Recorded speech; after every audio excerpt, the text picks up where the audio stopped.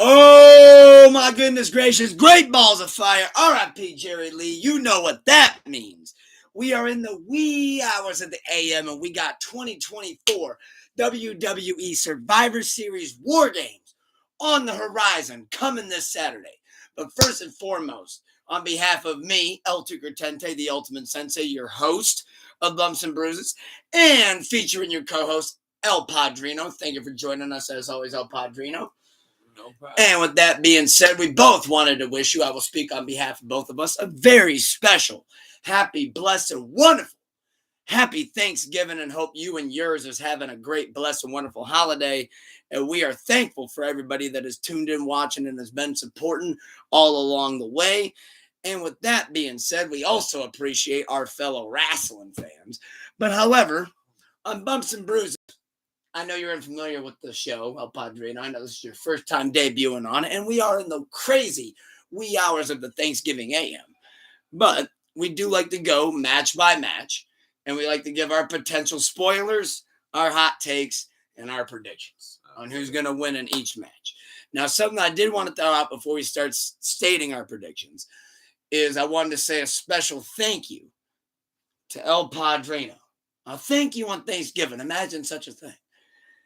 Thank you for getting me into professional wrestling at a young age, because to this day, Stone Cold Steve Austin and many of these wrestlers such as Undertaker, all Shawn Michaels are all major heroes to me.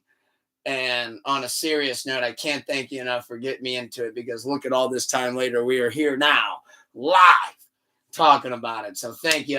Round of applause to you. And fun fact. First pay-per-view I ever saw, and probably one of my first 5 shows I ever saw, was actually the 2004 Survivor Series, where Eddie Guerrero came out on the lowrider with the Latino Heat, and that shit was absolute gas. So with that being said, I can't wait to see what your guys' favorite Survivor Series memories are. I will share them at the end as well, but we want to dive straight into the card. And as we like to do on Bumps and Bruises, we have a rule when it comes to these pay-per-view cards. We always say ladies first. So ladies first. Let's tackle the first match. Are you ready, El Padrino? Yeah. All right. Yes, sir. Here's what we got then. So for the first match, which I believe will probably be the first match on the card, depending on how they do it. But here's what we got. Are you familiar with what War Games is? If not, I can explain it and break it down for everybody as well. So Survivor Series War Games is a little bit of a mix of the traditional old-fashioned Survivor Series matches. You remember that 5-on-5? Yeah. Oh, yeah. 5v5, you're all standing on the turnbuckle, right? Yeah. Well, now War Games is something that William Regal came up with in NXT like 8 years ago. Correct me if I'm wrong. I know you will. But in War Games, the match type, if you're to break down the rules, I'm going to botch them a little bit, but I can break it down easy enough for you and the viewers to understand what I'm saying. So what you're going to do is you're going to start off where there's 4 people in a cage, like almost like behind bars, like a little mini jail cell. Like when you used to play Sharks and Minnows and you'd be the one that's out and they got to go rescue whatever. Well, you're in the jail cell and you're in the cell figure thing.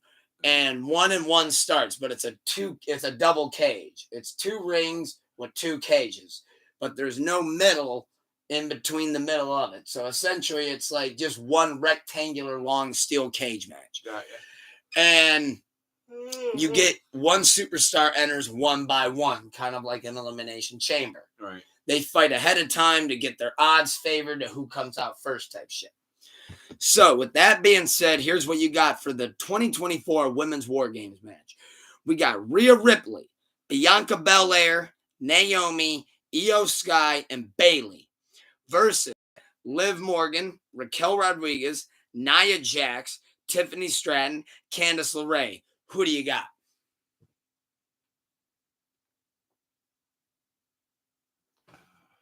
Who do you got and who do you got? Because I know who I got.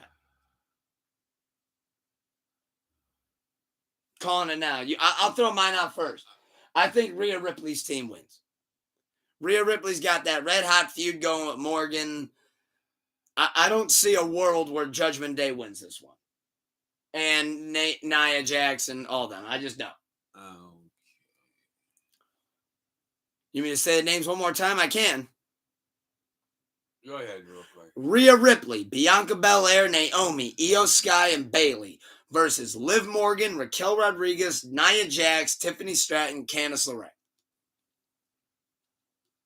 I see what you're saying. I guess I'd have to agree with you. I think Rhea gets that one. Yeah, I guess I'd have to agree. Especially when I hear Candice LeRae's on the other team. That's a jobber. You know what that means, brother. She's taking that pin, dude. So with that being said, I think we can both mutually agree that we got Rhea's team for that. So, to pivot off to, I know Becky Lynch ain't involved in the match, but if you dare mind I say, triple threat. We got Ludwig Kaiser versus Sheamus versus the current champion, Braun Breaker, Scott Steiner's nephew, Rick Steiner's son. Okay. He's the Intercontinental Champion.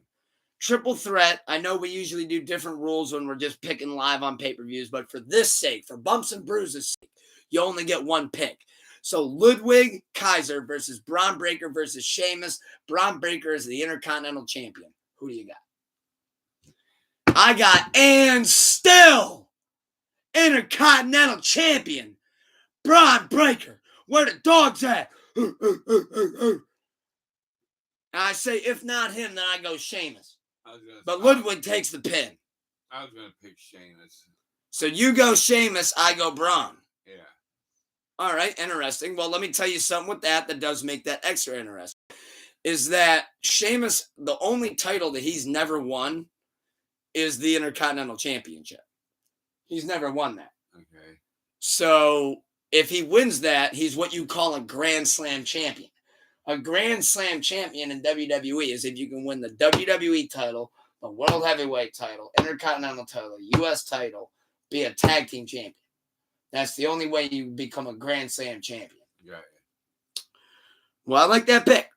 But now let's move on to the US Championship with the guy that's in it with the name that everybody's saying. L.A.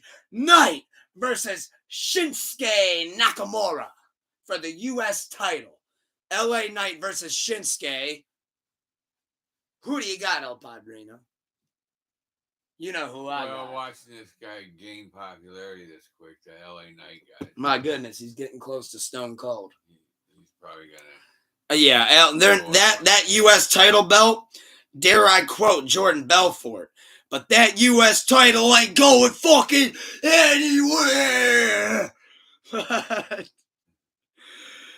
that being said, though, we move on to the World Heavyweight Championship match, which is Gunther, the Ring General. Damn, that feels good to say. Versus El Campeon, which also feels good to say, Damian Priest. Gunther versus Damian Priest, which I do believe could be the sleeper match of the night, as I like to predict. Gunther versus Damian. Who do you got? Because that one makes me think. I'd have to pick Gunther. Okay, now can I throw something at you that might throw this off, that some viewers might be aware of? What? Every step of the way during this build up to the pay-per-view has been Damian flipping the script on him and fucking him up every time. So what do you do with that? See, that's why I think this one gets a little bit tricky, because I want to agree with you. I do. I do agree with you. Remember, we are shooting a podcast. At the end of the day, I got to argue you on something here. As much as I agree with you with Gunther winning, think of all the times where they've built for a pay-per-view. And the dominant champion who's always been dominant. He's fucking fierce. He's barely lost. He's a dog. But this guy just keeps over and over again as a baby face getting over on him. Like Gunther's attacked him from behind. He's reversed it and figured it out. Gunther's called him out face to face, did the whole thing where he cheap shots him. And then Damian outside the ring gets the upper hand on him. So what do you think? But also what makes this interesting, I think, is the fact that Gunther, I was there, defeated Damian Priest for the World Heavyweight Championship at SummerSlam. Live at First Energy Stadium on August 3rd in Cleveland, Ohio. Don't forget it. What do you think of that? I see what you're saying, but... Does that make it interesting? I think it does. Because it's like, well, why would you build him up the whole time that he looks like he can easily now overpower him? And then all of a sudden on the pay-per-view night, Gunther overpowers him. You know what I mean? Or is that the story? that Gunther's the type of champion that, okay, finally got him rocked a little bit and razzle-dazzled. But come pay-per-view night with the title on the line, you're not getting that shot in. Maybe? Yeah, that's a good, strong possibility. Triple H didn't text me about this one. I've been waiting for the text. That's a saying we use on Bumps and Bruises is Triple H text me. Because whenever I guess something like that really correctly, it sounds like Triple H texted me. But in conclusion, though, I am curious. Who do you got? I'm going to go with... I'm still sticking going. Guns? Yeah, I'm still going. Yeah. Sticking to your Gunther? Yeah. No pun intended? You know what? I'm just going to argue you for the fun then. I'm going to go Damien. Fuck. Actually, you know what? No, I'm going to stick to Gunther. Because I don't want to cost anybody money. But with that being said, that leaves us with one match left. And I do believe that that will be the main event because it is one of the best stories, if not the best story right now, currently going on in pro wrestling. This is the men's, let me say it like Regal, Survivor Series War Games match. He says that shit like Hunger Games. But anyways, we got Roman Reigns, OTC, with the Usos, Yeet, Sami Zayn, the honorary Us, and the best in the world, CM Punk, versus the Bloodlines, Solo Sikoa, Jacob Fatu, Tama Tonga, Tongaloa, and Bronson Reed. What do you got? I'm a hot take the fuck out of this one. This is hot take Tucker alert. I'm going to kick it off and tell you, I want Roman's team to win. Obviously, you got Roman, you got Punk, you got Yeet, you got all my favorites right now. But I think, based on Paul Heyman's involvement in the match, him being the wise man, I think The Rock is pulling the strings, and because I think The Rock is pulling the strings, I'm going with Solo Sikoa and his bloodline. I'm not happy about it, but that's who I think is going to win. And I think that the wise man's going to be the one, Paul Heyman. That's the X factor. I don't quite know how. I haven't figured that one out in my head yet. You can follow me on Twitter at Tuke Lincoln and we can figure that one out together. But way to shamelessly self-plug myself. But I am curious, El Padrino, as I got you for this brief period of time in history. What do you got? I don't know. You got Roman and the Usos. And you got Punk. I know. It sounds crazy, right? But that's why I think that they'll lose. Because remember, Roman, Punk, Jay, and Sammy never have to take the pin.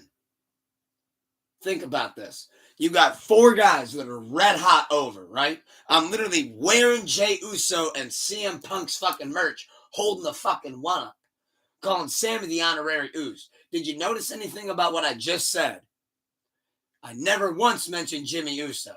For whatever reason, Jay's brother cannot get over like that. I think he takes the fucking pin. Solo looks good. Fatu looks good. The Tongaloa and Tama Tonga looks good. And Bronson Reed look good.